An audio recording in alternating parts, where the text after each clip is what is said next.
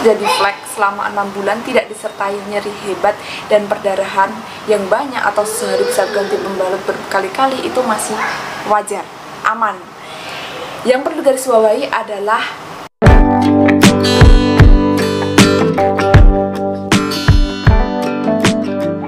sebagian besar atau bukan semuanya atau tidak 100% wanita yang dilakukan pemasangan IUD atau merasakan flek. Terus IUD itu yang perlu kita pahami, dia adalah benda asing ya, dia kira-kira segini nih. Dia benda asing yang dimasukkan ke dalam tubuh seorang wanita. Tentunya perlu screening terlebih dahulu apakah wanita itu bisa dilakukan pemasangan IUD. Tidak sembarangan orang bisa dilakukan pemasangan IUD. Tentunya di bidan ataupun di dokter akan dilakukan pemeriksaan screening terlebih dahulu. Misalnya sudah dilakukan screening, transfusi perdarahan tidak, dan bla habis itu diukur, dimasukkan spekulumnya, diukur panjang rahimnya kita. Nah, sesuai tidak, ada batas minimal dan maksimalnya untuk bisa dilakukan pemasangan IUD. Nah, setelah dilakukan pemasangan IUD yang seperti ini masuk ke dalam rahim kita, tentunya ini adalah benda asing ya, benda asing yang masuk ke dalam tubuh kita. Perlu adaptasi dari tubuh kita terhadap benda asing ini. Nah, itu biasanya terjadi sementara. Ibu yang mengalami flek itu akan diobservasi paling tidak lamanya selama 6 bulan. Selama 6 bulan itu apakah masih terjadi flek terus ya, terus banyak atau tidak konsistensinya, warnanya apa, itu pasti akan diobservasi. Terlepas dari itu, setelah dilakukan pemasangan IUD tentunya ada jadwal untuk kembali ya, tidak sembarangan ya udah saya pasang IUD tidak ada keluhannya, kan nyaman-nyaman saja, saya tidak kontrol gitu. Itu salah. Sebenarnya IUD ini walaupun kita bisa mengontrol di rumah lewat kita periksa sendiri ya, ketika kita jongkok kita periksa, kita harus tetap periksa ke fasilitas kesehatan ya. Yang pertama itu adalah 1 bulan pasca pemasangan atau setelah haid ya, 1 bulan setelah haid dari pemasangan itu kita kontrol. Habis itu 3 bulan setelah pemasangan dan 6 bulan setelah pemasangan.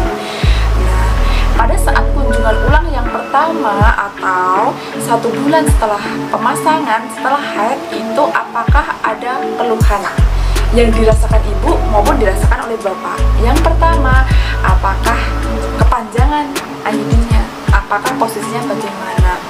Kalau misalnya pemasangan IUD di dokter atau di bidan yang dia memang ada fasilitas untuk USG, biasanya setelah pemasangan setidaknya dilakukan USG 1 kali ya, untuk memastikan apakah posisinya sudah benar atau tidak gitu.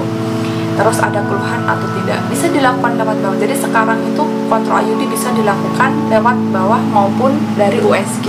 Jadi tidak perlu bingung lagi, aduh aku nanti dobok-dobok lagi, tidak ya. Bisa dilakukan lewat USG, bisa lewat bawah juga jika di kondisi tertentu ibu mengalami keluhan, misalnya tadi flek. Jadi nanti kita ketahui dulu apa efek samping dari IUD. Yang pertama adalah spotting atau flek terus. Yang kedua adalah perubahan hormonal dari si ibu, walaupun IUD adalah non hormonal, atau perubahan ketidakseimbangan hormon, tepatnya seperti itu ya. Terus habis itu apakah terjadi perdarahan hebat atau tidak, atau nyeri hebat atau tidak. Itulah ketika yang perdarahan hebat atau nyeri hebat itu harus diketahui apa penyebabnya gitu. Kalau misalnya flek saja, oke, bisa katakanlah adalah efek samping dari IUD, atau menstruasi, atau terjadi peradangan, atau penyesuaian IUD, atau karena pemasangan pasca IUD, itu jika terjadi flek. Tapi beda lagi jika terjadi perdarahan, apa sih penyebabnya gitu. Bisa saja ketika terjadi perdarahan itu yang ditakutkan yaitu adalah terjadinya miom atau kista atau polip, atau yang lebih bahaya lagi CA cervix ya.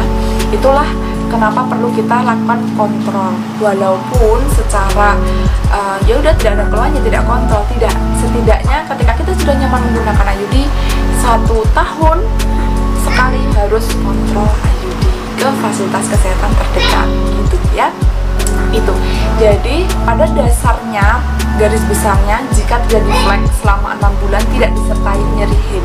dan perdarahan yang banyak atau sehari bisa ganti pembalut berkali-kali itu masih wajar, aman.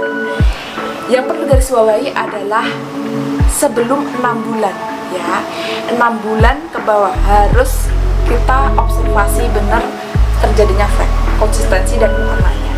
Terus bagaimana, apakah itu tanda bahaya? Tentunya tidak jika hanya flek, tapi jika perdarahan itu harus diwaspadai.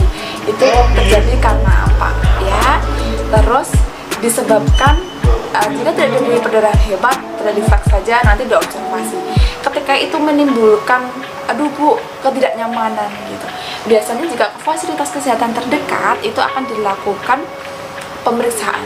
Jika ibu merasa tidak nyaman sekali dengan kondisi seperti itu, bisa dilakukan atau pemberian obat ya, untuk menghentikan atau untuk memberi rasa nyaman pada ibunya gitu. Jadi ada obatnya juga ya. Lalu bagaimana bu untuk cara mengatasinya gitu? Yang pertama tetap ya, harus menjaga kebersihan kewanitaan, kebersihan tubuh kita. Yang paling penting sih kewanitaan. Kalau saran saya sih tidak perlu menggunakan panty liner ya. Kalau panty liner boleh, tapi kita harus sering menggantinya. Itu yang pertama. Yang kedua, dari asupan makan ya, banyak makanlah yang antioksidan, terus yang banyak mengandung Vit-K atau zat besi. Dari apa aja bu? Bisa dari kacang-kacangan, dari bayam, banyak ya, dari buah bit, ya, bisa jus juga itu ya. Terus jangan stres dan olahraga yang teratur.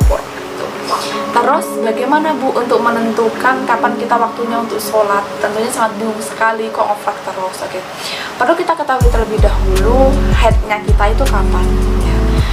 Dari 14 hari yang kita keluar pertama kali haid, artinya 1 hari pertama haid sampai hari ke-14 itu artinya masih haid. Tapi jika keluar fleknya itu lebih dari 14 hari, bisa bunda melakukan sholat. Yang terpenting ketika mau sholat, bersih-bersih dulu tubuhnya. Habis dibersihkan, gantilah celana yang bersih, nah baru sholat gitu. Jadi patokannya 14 hari dari hitungan bunda semuanya itu keluar haid yang pertama gitu ya. Jadi setelah 14 hari baru boleh sholat, dan tentunya tetap harus bersih-bersih dulu dirinya gitu. Jadi semuanya masih fine, masih aman ya jika terjadi flek pada pasca pemasangan. Sampai jumpa di video saya selanjutnya. Terima kasih.